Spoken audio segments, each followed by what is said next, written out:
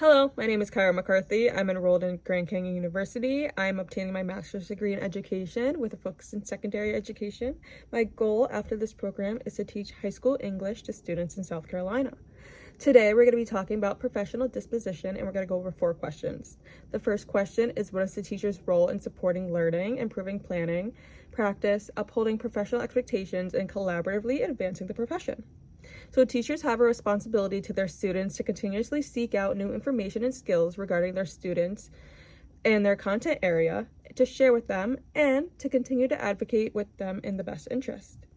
So the professional disposition curiosity states, engaging in professional and personal development to expand knowledge and skills as it relates to teaching.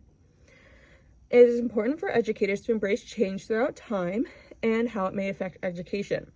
Those that can incorporate new skills and outside information can then make a diverse learning experience for students. Teachers are a huge part of a child's life, whether they know it or not. Some of my biggest influencers and supporters growing up were my teachers. As teachers, being advocates for our students can be the difference on if they succeed or not. So going the extra mile is a good representation of what it means to embody professional disposition of a teacher. This may be staying a little bit longer after class to help a student, or advocating to the board that you need the newest edition of textbooks in the next year's budget. The next question we're going to talk about is, what professional disposition of learners do I currently possess that will make me a successful teacher, and what do I need to work on for the future? I believe right now I possess the professional dispositions of honesty, compassion, and the respect for the diversity of others. Growing up as a person of color, I can understand how everyone's journey through life and school is going to be diverse. My role as a teacher is to now implement that respect in my future classroom and set expectations of my students to never cross the boundary of disrespecting their peers. Honesty and compassion go hand in hand with one another. They embody the need to respect your students and always be truthful, but at the same time knowing to show empathy and encourage students to reflect on those same morals. As teachers, we should be able to honor, value, and demonstrate consideration and regard for others. Students just don't go to school for an education, they learn basic life lessons there. One thing I need to work on before becoming an educator is the professional conduct as it applies to being a teacher. Right now, I work in a hospital where I work with maintenance guys and engineers. I don't really work with patients. So the behavior that's seen in my environment is a lot different than the behavior that's going to be seen in a classroom. Yes, I exhibit basic behaviors outlined by GCUs, such as timeliness, attendance, attire, and attitude. However, I've never worked with students, I've never worked with faculty, and I've never worked with an administration before, so I need to practice those professional conducts of being a teacher. The third question we're going to talk about is, what effect could personal bias have on teaching and learning? And according to the expectations of the profession, how should biases be taken into perspective? So the National Education Association states that bias comes in many forms and can often contribute to how even the most well-intentioned educators respond in their learning environment.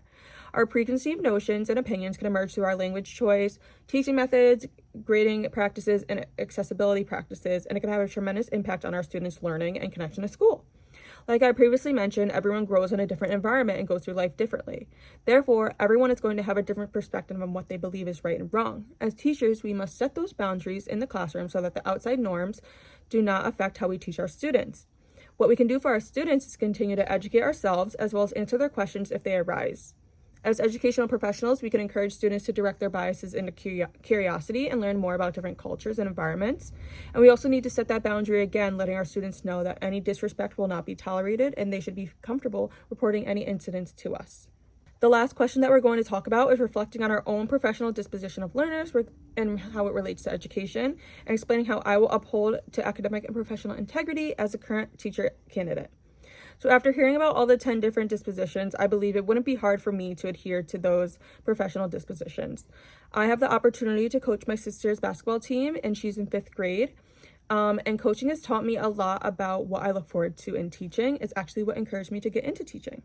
In my future classroom, I plan to set my expectation to my students at the beginning of the year regarding behavior in the classroom. This includes respecting others, academic honesty, and advocating for ourselves and our peers. I'll continue to work with colleagues and outside sources to increase my knowledge for the educational system in the best interests of my students. And I look forward to helping my future students succeed in investing in their education by interacting with the community and staying up to date on students' extracurricular activities and lives. I hope to build a bond that will ensure to them that I'm dedicated to making them a better student and a better person. In conclusion, the professional dispositions are a guideline for teachers and educators to create the best environment for their students to learn.